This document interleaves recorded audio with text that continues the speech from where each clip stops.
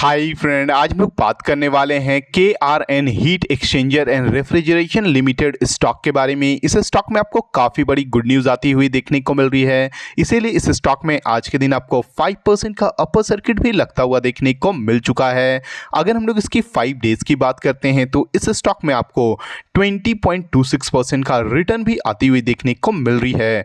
आज की इस वीडियो में हम लोग बात करने वाले हैं कि क्या आपको इस स्टॉक में अभी भी इन्वेस्ट करना है या इसे अवॉइड करना है। सबसे पहले हम लोग कंपनी के फाइनेंशियल पे नज़र डालने वाले हैं, उसके बाद इसके चार्ट पे चल के समझने वाले हैं कि इस स्टॉक में आपको कहां तक का टारगेट आती हुई देखने को मिल सकती है। चलिए हम लोग इसके फाइनेंशियल पे नज़र डालते हैं। कंपनी का जो मार्केट कैप है वो आपको 9614 करोड़ रुपीज़ का देखने को मिल रहा है। स्टॉक का जो पी रेशियो है वो आपको 99.2 रुपीज़ का देखने को मिल रही है। ROCE की बात करते हैं तो 16.1% का देखने को मिल रही है। कंपनी का जो करेंट बुक वैल्यू है वो आपको 92.4 रुपीज़ का देखने को मिल रही है।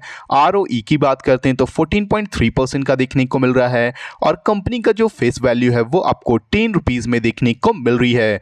चलिए हम लोग इस कंपनी के सबसे बड़ी गुड न्यूज़ पे नज़र डालते हैं। जैसे कि आप देख सकते हैं हम लोग कंपनी के क्वार्टरली रिजल्ट्स पे आ चुके हैं। कंपनी आपको क्वार्टर ऑन क्वार्टर बेसिस पे काफ़ी अच्छा वर्क करता हुआ देखने को मिल रही है और कंपनी का करेंटली अभी आपको क्वार्टर 1 का रिजल्ट भी आता हुआ देखने को मिली है जो काफ़ी ज़्यादा अच्छी देखने को मिल रही है। अगर हम लोग कंपनी की सेल्स की बात करते हैं तो मार्च 2026 में जो कंपनी का सेल्स आपको 179 करोड़ रुपीज़ का था, वही जून वाले क्वार्टर में आपको ये बढ़ के 252 करोड़ रुपीज़ का होता हुआ देखने को मिल रही है। कंपनी की अगर हम लोग ऑपरेटिंग प्रॉफिट की बात करते हैं जो मार्च 2026 में आपको ये 34 करोड़ रुपीज़ का था, वही जून वाले क्वार्टर में आपको ये बढ़ के 49 करोड़ रुपीज़ का होती हुई देखने को मिल रही है। अगर हम लोग कंपनी की OPM परसेंटेज की बात करते हैं जो ऑपरेटिंग प्रॉफिट मार्जिन है वो आपको मार्च वाले क्वार्टर में और जून वाले क्वार्टर में आपको स्टेबल 19 करोड़ रुपीज़ का देखने को मिल रही है। कंपनी की अगर हम लोग अदर इनकम्स की बात करते हैं तो मार्च में आपको ये 2 करोड़ रुपीज़ का था, वही जून वाले क्वार्टर में आपको ये बढ़ के 3 करोड़ रुपीज़ का होता हुआ देखने को मिल रहा है। कंपनी आपको क्वार्टर ऑन क्वार्टर बेसिस पे काफ़ी अच्छी वर्क करता हुआ देखने को मिल रही है। कंपनी का आपको सेल्स भी बढ़ता हुआ देखने को मिल रहा है, कंपनी का आपको ऑपरेटिंग प्रॉफिट भी बढ़ती हुई देखने को मिल रही है और कंपनी का आपको अदर्स इनकम में भी आपको काफ़ी अच्छा जंप आता हुआ देखने को मिल रहा है। इसीलिए इस स्टॉक में आपको back to back upper circuit भी लगती हुई देखने को मिल रही है।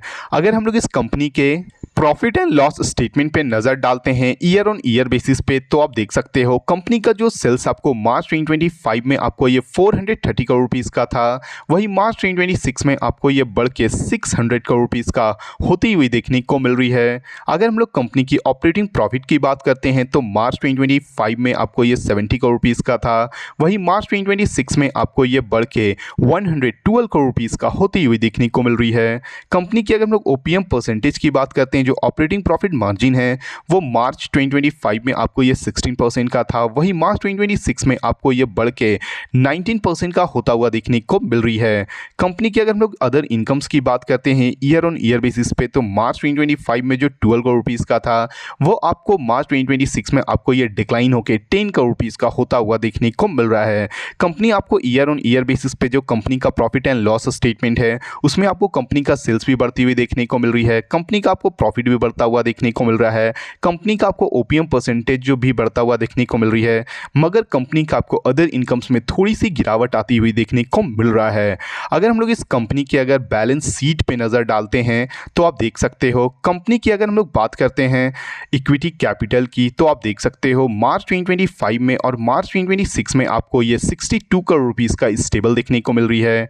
कंपनी की अगर हम लोग रिजर्व्स की बात करते हैं तो मार्च 2025 में जो कंपनी का रिजर्व आपको 436 करोड़ रुपीज़ का था, वही मार्च 2026 में आपको ये बढ़ के 512 करोड़ रुपीज़ की होती हुई देखने को मिल रही है।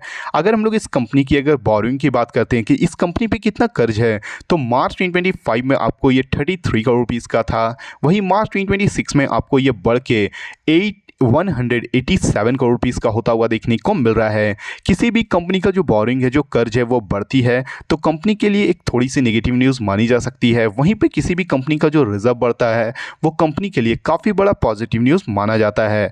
अगर हम लोग इस कंपनी की अगर शेयर होल्डिंग पैटर्न पे नज़र डालते हैं तो आप देख सकते हो कंपनी की अगर हम लोग प्रोमोटर की होल्डिंग की बात करते हैं तो जून 2026 में आपको ये 65.69% का देखने को मिल रही है। फॉरेन इन्वेस्टर की अगर हम लोग बात करते हैं तो 8.86% का देखने को मिल रहा है। डोमेस्टिक इन्वेस्टर की अगर हम लोग बात करते हैं तो आपको ये 8.33% का देखने को मिल रही है। और पब्लिक की होल्डिंग की अगर हम लोग बात करते हैं तो ये आपको 17.13% का देखने को मिल रहा है। कंपनी का ओवरऑल जो फाइनेंशियल है वो आपको काफ़ी अच्छी देखने को मिल रही है। चलिए हम लोग इसके चार्ट पे चल के समझते हैं कि इस स्टॉक में आपको कहां तक का टारगेट आती हुई देखने को मिल सकती है। जैसे कि आप देख सकते हैं हम लोग इस स्टॉक के चार्ट के ऊपर आ चुके हैं। ये जो स्टॉक है वो अपने प्रीवियस जो ऑल टाइम हाई था 1400 रुपीज़ को ये फाइनली आपको ब्रेकआउट करता हुआ देखने को मिल चुकी है। और ये स्टॉक आपको 1468 रुपीज़ के पास ट्रेड करता हुआ देखने को मिल रहा है। जिस टाइम पिछली बार जब ये स्टॉक आपको ऑल टाइम हाई के पास आई थी उसके बाद इस स्टॉक में आपको एक काफ़ी बड़ी रिवर्सल आती हुई रिजेक्शन आती हुई देखने को मिली थी और ये स्टॉक आपको 1000 रुपीज़ तक आता हुआ देखने को मिला था। उसके बाद आपको इस स्टॉक में बाउंस बैक आती है और ये स्टॉक आपको डायरेक्टली आपको ऑल टाइम हाई को ब्रेकआउट करती है 1400 रुपीज़ को और ये अपने न्यू ऑल टाइम जो हाई है 1468 रुपीज़ के पास ट्रेड करता हुआ देखने को मिल रहा है। जल्द ही आपको ये स्टॉक काफ़ी बड़ी टारगेट भी अचीव करती हुई देखने को मिल जाएगी। अगर आप इस स्टॉक में इन्वेस्ट कर चुके हो या इसमें इन्वेस्ट करने के बारे में सोच रहे हो तो एक बार खुद की भी एनालिसिस ज़रूर करना, क्योंकि ये जो वीडियो हो वो केवल एजुकेशन पर्पज़ के लिए है। अगर आपको इस वीडियो से थोड़ी भी वैल्यूएबल इंफॉर्मेशन मिली हो तो प्लीज़ वीडियो को लाइक और चैनल को सब्सक्राइब करना ना भूलें। Thank you.